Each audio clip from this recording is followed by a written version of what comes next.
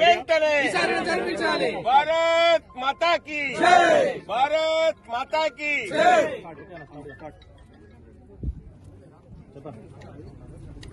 Bharatiya Janata party రాష్ట్ర శాఖ పిలుపు మేరకు రాష్ట్ర అధ్యక్షులు రామచంద్రరావు గారి పిలుపు మేరకు ఇవాళ అన్ని జిల్లా కేంద్రాల లోపల మరి ధర్నా కార్యక్రమం నిర్వహించడం జరుగుతూ ఉన్నది.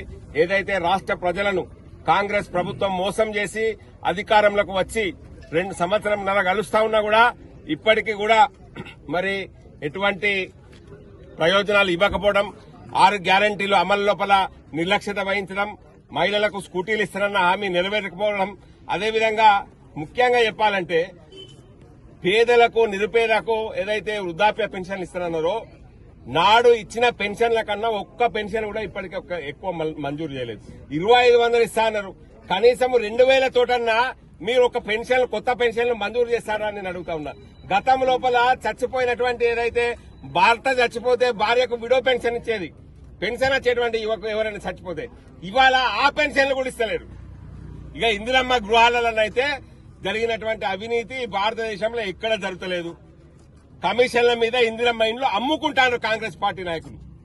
ఇవాళ బెల్లంపల్లి లోపల జరిగినటువంటి ఇందిరమ్మ ఇండ్ల లోపల డబుల్ బెడ్రూమ్ల అవకతవకల మీద కోర్టుకు పోయి స్టే తెచ్చుకోవాల్సినటువంటి పరిస్థితి నెలకొన్నది.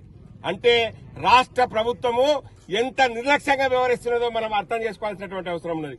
ఇకపోతే మరి రైతులకు రైతు బంధు విషయం ఎప్పుడు అడిగినా రేవంత్ రెడ్డి గారు రైతు బంధు ఇత్తి సర్పంచ్ ఎలక్షన్లలో అప్పుడు అన్నాడు, సర్పంచ్ ఎలక్షన్లు అయిపోయినాకనే వెంటనే రైతు బంధు ఎత్తా అన్నాడు. అది అయిపోయింది. మున్సిపల్ ఎలక్షన్లు వచ్చినాయి.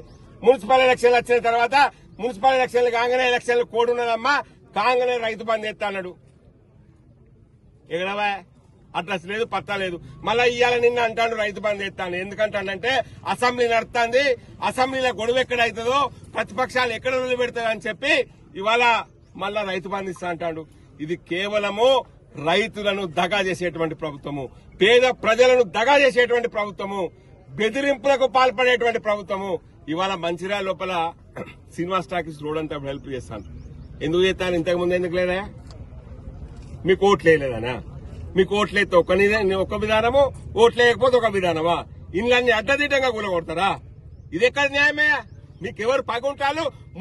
మున్సిపల్ కార్పొరేషన్ల అధికారులు అందరూ ఎవరి కోసం పనిచేస్తా ఉన్నారు? ప్రజల కోసం పనిచేస్తారా? లేకపోతే అది ఎవరైనా కాంగ్రెస్ నాయకులు ఇలా మరి పాలనగా పనిచేస్తారా? నాకు అర్థమైతలేదు. ఎవరికి నోటీసులు ఇవ్వమంటే వాళ్ళకి నోటీసులు ఇస్తారు. మీకు నిర్ణయాధికారం లేదా కమిషనర్ గారికి? ఎవరికి ఇల్లు కూలగొట్టమంటే కూలగొడతారు, ముంగట ట్రైన్ పెద్దగా తవ్వమంటే తవ్వుతారు. ఇది ఎక్కడ న్యాయమయ్యా? రజాకాల రాజ్యంలో ఉన్నామా?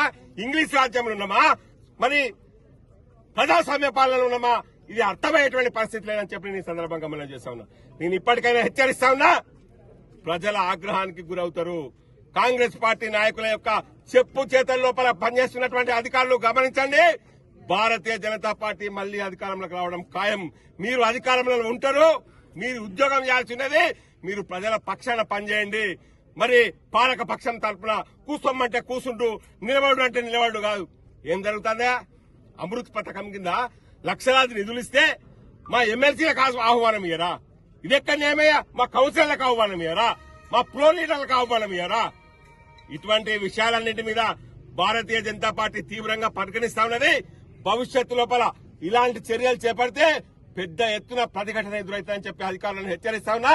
అదేవిధంగా రాష్ట్ర ప్రభుత్వం ఏదైతే పేదలకు ఇవ్వాల్సినటువంటి డబుల్ బెడ్రూమ్లు కానివ్వండి, పెన్షన్లు కానివ్వండి, మరి మహిళలకు ఇవ్వాల్సినటువంటి స్కూటీలు కానివ్వండి, తులం బంగారం కానివ్వండి, మీరు ఇచ్చినటువంటి హామీ మేరకు తక్షణం ఇవ్వాలని భారతీయ జనతా పార్టీ డిమాండ్ చేస్తా ఉన్నది. భారత్ మాతాకి జై.